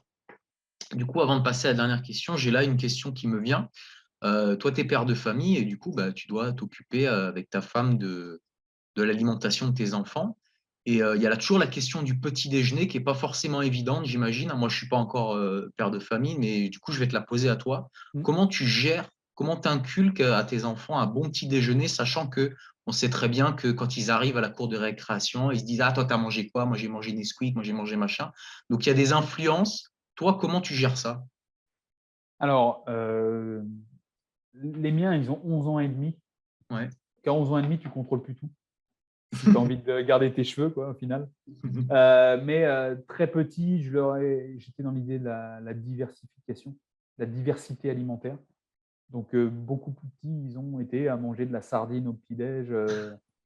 Incroyable. Voilà. Et à l'époque, ils aimaient bien. Maintenant, tu leur fais plus trop de manger de sardines, hein, parce j'ai peut-être trop forcé là-dessus, trop jeune. Donc, toi, à prendre comme note pour les futurs parents. Ça doit être ça, mais sinon, on pouvait leur faire des œufs. Sinon, il n'y a jamais eu pain, beurre, confiture. Ou bien c'est maintenant eux qui se le font, mais vu qu'il n'y a pas de pain à la maison, tu vois, ça va être. Ils doivent chercher, il y a des missions et tout pour. Non, mais ma femme, je sais que ma femme, elle achète des trucs, là, des petits Chris Prolls, là, ou des trucs comme ça. Là, Ouais, les et, pains suédois, là. et c'est une fois, c'est le dimanche, tu vois, Ouais, un ouais. truc comme ça. Ils doivent faire ça. Euh, et donc, avec l'évolution, ben, il y a le côté pratique aussi le matin. Mm. Moi, je ne suis pas pour faire comme beaucoup de parents, dire dépêche-toi, dépêche-toi, dépêche-toi. Je suis là, je préfère qu'ils prennent leur temps, qu'ils mangent tranquillement, qu'ils mangent s'ils ont faim. Mm. Parce que souvent, s'ils n'ont pas faim, je dis t'as pas faim, ben, tu ne manges pas, tu mangeras mieux plus tard. Quoi. Les gamins sont aussi, savent se réguler, ça, il faut Ok. leur laisser. Il y a des jours où ils ont moins faim, il y a des jours où ils n'ont pas faim. Et le matin, ils ne déjeunent pas, ils reviennent le midi, ils dégomment des assiettes énormes. Et des fois, ils ne mangent pas le matin et le midi, non, pas trop. Et puis, c'est les jours suivants, ils se régulent. Donc, je ne les force pas là-dessus, sachant que moi, s'ils se nourrissent, c'est aussi avant d'aller à l'école. Mon but, quand ils vont à l'école, c'est qu'ils apprennent les choses. Si tu les gaves et qu'après, ben, ils sont en train de digérer et que leur cerveau n'est pas ouvert, je ne pense pas que ça va contribuer à leur bon apprentissage. Mm. Donc, je préfère qu'ils fassent comme ça. Sinon, avec le temps, ils se sont dirigés vers des flocons d'avoine. Ok. Voilà, flocons d'avoine, et je leur ai montré, j'ai des recettes et tout, je leur ai fait quelque chose, et au fur et à mesure, ils font évoluer ça avec ce qu'on a, soit des noix, des amandes, des laits, tout type de lait, hein. Ça peut être du lait de vache, du fermier d'à côté, comme ça peut être du lait de soja de temps en temps, ou voilà, des trucs comme ça, avec quelques fruits secs. Voilà, parce que le but, c'est pas non plus de les braquer. C'est surtout les débuts d'adolescence, là, voilà, faut faire gaffe. Mm. Et sinon, quand ils sont en week-end, ma fille aime bien faire des pancakes, tu vois, parce que Mm. côté. Donc, alors mes gamins, ils ont 11 ans, mais ça fait 3 ans et demi que j'ai rien préparé le matin. Tu Ok. vois. Le but, c'est aussi de les rendre autonomes en cuisine, Mm. et se servir. Quand on est souvent adulte, on dit ouais, j'ai pas le temps. Et on n'a pas le temps, on n'a pas le temps, mais les gamins sont devant la télé. Moi, chez moi, ils sont pas devant la télé. On n'a pas le temps, eh ben, on va demander aux gamins de nous avancer en cuisine. Donc, j'ai ma fille qui va préparer du poulet avec les épices, mon fils qui va râper des carottes. Voilà, je sais que je peux compter sur eux parce que ben, je les rends autonomes. Et quand le matin, ils font des pancakes, c'est pas moi qui les fais et qui les cuis. Vous voulez faire des pancakes, ben, vous démerdez, vous faites. Il y a les ingrédients qui sont là, ils savent faire. Ils cuisent. Voilà. Le but, c'est de prendre du temps au départ. C'est comme tout. Ça prend Mm. du temps pour instruire, éduquer, donner les bons gestes pour la sécurité. Et quand ils le font, après, ils gagnent confiance, gagnent en confiance. Et donc, quand ils gagnent en confiance, après, ils répètent l'opération. Et puis, progressivement, moi, j'essaye de montrer un certain exemple avec tel type d'aliment. C'est ma façon de vivre. Et ma façon de vivre, je ne l'impose pas forcément à mes enfants. Enfin, dans la plupart des cas, hein. Bien évidemment, des fois, ils n'ont pas le choix, hein. Oui, ça, je ne suis pas non plus à les laisser faire ce qu'ils veulent, hein. Je suis même assez con sur ce sujet, hein. Mais le truc, c'est comme avec mes clients, quoi. Donner des pistes, éduquer, qui gagnent en confiance, qui reproduisent pour qu'ils aient des outils pour plus tard. Voilà. Très bien. Parfait. Et bah, du coup, la dernière question que je voulais te poser, tu y as déjà répondu. C'était un petit peu les autres piliers de la santé que tu développes. Et du coup, la dernière question que je voulais te poser, c'est, bon, tu y as aussi partiellement répondu, c'est la complémentation. Ouais. Alors pareil, nous, enfin, je sais pas comment toi tu vois les choses, mais moi, dans le milieu de la naturopathie, j'ai un petit peu vu tous les sons de cloche. On a les puristes qui pensent que tous les compléments sont toxiques, qui sont extraits avec des solvants, etc., chimiques. Tu as ceux qui sont plus nuancés, qui vont te dire que certains compléments pour certaines personnes vont être intéressants, et puis tu en as d'autres qui vont dire que on peut pas vivre sans complément aujourd'hui dans le monde toxique, etc. Et toi, je voulais un petit peu connaître ta position là-dessus, quoi. Ouais. Moi, j'ai l'influence muscle et fitness. Comme je te dis, j'ai fait de la muscu depuis que j'ai 16 ans et j'ai abonné muscle et fitness. Donc là, pour vendre des compléments, j'ai commencé avec mon premier pot d'acides aminés, puis des protes. Voilà. Voilà. Mon approche là-dessus, je vais te donner déjà mon approche individuelle et qui va en fait refléter pas mal ce que je conseille aux gens. Déjà, dans un premier temps, c'est tout par l'alimentation. Tout par l'alimentation. Diversité pour les micronutriments et avoir un bon apport en calories et une bonne répartition en macronutriments. Une fois que ça c'est en place, en fonction de la spécificité, enfin de chaque individu, euh, ben ouais, si ton alimentation t'apporte rien et que tu as tel type de symptômes ou que tu aurais tendance à avoir tel type de symptômes, peut-être qu'une complémentation dans tel type de minéraux, ça pourrait être intéressant. Ah, tu es un peu fatigué et autres, eh ben, tiens, tel type de plante, ça pourrait t'aider. Tu as du mal à dormir, tout est déjà en place, tiens, ça pourrait être une béquille ou ça pourrait t'aider à faire la transition. Il faut que le complément soit individualisé et ponctuel à la base et pas chronique. Et pas chronique. Ensuite, donc ça c'est pour les gens du quotidien. Si après on parle en termes de gens, de sportifs, Hum, même il y a des sportifs du quotidien qui en fait quand tu vois leur rythme ils hum, sont quasiment comme des pros quoi, ou semi-pros. Ben là forcément, tu regardes l'alimentation, les gars ils peuvent pas tous manger 4 à 5 fois par jour, 4 à 6 fois par jour pour apporter tout. hum, Là, oui, je vais dire, ben ouais, complément quoi. Que ce soit des protéines en poudre. hum, Après, je ne vais pas te dire sur la qualité, si c'est des végétales ou autre. Il faut que ce soit déjà une protéine que les gens digèrent bien, déjà dans hum. un premier temps. Moi, j'ai tout testé en termes de protéines, du végétal, du vegan, du bio, du machin. Des fois, je me suis retrouvé à moins bien digérer des bio purs machin que des merdes qui viennent de Tchécoslovaquie, quoi, tu vois. Donc, donc voilà, c'est ça aussi. Donc, mais les compléments, il faut que ça vienne compléter, il faut que ce soit une béquille ponctuelle. Et si on a des besoins supérieurs à ce qu'on peut faire, ben, moi, j'aurais tendance à dire, il faut y aller. Si après, on voit au bout d'un certain temps que ça nous apporte quelque chose. Ouais. Après, on sait très bien aussi qu'il y a des choses qu'on va, aussi bien que ce soit pris en complément que si on le mange, si on le mange, on n'aura pas forcément d'effet visuel notable, tu vois? Parce que quand tu te sens bien, tu te sens bien, quoi. Je peux pas dire: «C'est parce que je mange des noix du Brésil ou que je prends du sélénium en gélule que, je me sens bien et que si j'arrête de le prendre, je vais pas bien me sentir». C'est pas comme ça que ça marche, on le sait, quoi.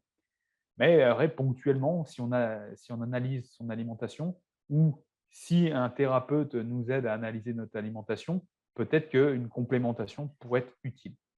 Donc moi, je suis entre ceux qui prônent les compléments et ceux qui les purisent. C'est oui, mais. Oui, mais. C'est oui, mais. Il faut vraiment savoir à qui on parle. Puis aussi, pareil, quand en tant que thérapeute, moi, j'ai des clients qui me disent ah ben moi, je ne suis pas gélule. Tu vois. Donc, ben, déjà, pas gélule, complément. Bon, il y a toujours les sirops, les gouttes ou autres, hein, bien évidemment, hein. Hum. Et il y a des gens pour qui des fois, après aussi, quand on comprend la psychologie de la personne ou quand on n'a pas envie de diriger les gens vers le tout médicament, Mmh. des fois, il faut savoir dire: «OK, non, ben, vous pouvez faire sans, mais il faut que vous vous appliquiez dans votre alimentation et dans votre style de vie». Ouais. Parce qu'il ne faut pas oublier une chose, il y a complément et complément. Il y a complément qui complètent la nutrition vers des objectifs et il y a des compléments que moi j'ai envie d'appeler des médicaments, quoi. Des Mmh. médicaments, mais naturels, façon de parler. Ça reste un pansement. Plus naturel, mais ça reste un pansement. Et au final, si la personne n'agit pas sur la cause en premier, son problème ne se résoudra jamais, quoi, tu vois. Elle va se dire: «Ah bah tiens, mais c'est telle plante, mais c'est bon, c'est naturel». Non, c'est pas parce que c'est naturel que c'est bon. Voilà. Agissons d'abord sur la cause. Tu as des carences en magnésium, qu'est-ce qui peut provoquer ces carences en magnésium? Est-ce que c'est parce que tu fais beaucoup d'activité physique, parce que tu stresses beaucoup et que tu bois beaucoup de café? Voilà. Est-ce que tu as une malabsorption intestinale? Voilà, c'est tout ça à prendre en compte. Pourquoi tu dors pas bien? Est-ce que tu es obligé de prendre ces médicaments, même si c'est des plantes? Ben non, oui, mais regarde, tu bois du café, tu es toujours à fond toute la journée, tu respires pas, tu regardes la télé juste avant d'aller te coucher, voilà. Il faut analyser, il faut analyser. Je pense que la meilleure réponse pour tout, c'est ça dépend. Ok, super. Eh ben, écoute, on arrive un petit peu à la fin de ce que je voulais te demander. Bon, moi, j'ai trouvé ça super intéressant d'avoir, tu vois, ton approche un peu de côté sportif, hein, parce que comme je te le disais au début, moi, je trouve que l'activité physique, c'est quand même le pilier, le grand oublié des piliers de la naturopathie. Alors, peut-être que moi, je me trompe, en tout cas, c'est moi ma vision. Et je te donne juste un exemple pour illustrer. Après, je te laisserai le mot de la fin. Dans mon école de naturopathie, qui est une école qui prépare au diplôme fédéral, il y a 8 heures. Alors, j'ai même mon programme là. On a deux modules. On a un module médecine académique et on a un module de médecine traditionnelle européenne. Donc là, on va parler de naturopathie, réflexologie, phytothérapie, etc. Il y a à peu près 1200 heures. À ton avis, il y a combien d'heures consacrées à l'activité physique dedans? Tu m'as dit 8 heures là juste Ah avant. putain, ben voilà, il y a 8 heures consacrées sur 1200 à l'activité physique. Et je pense qu'avec ça, moi, j'ai tout dit et du coup, je vais te laisser le mot de la fin. Bah ouais, de toute façon, moi je vais te dire, je pense que bouger, c'est même plus important que manger. Le mouvement, c'est la vie.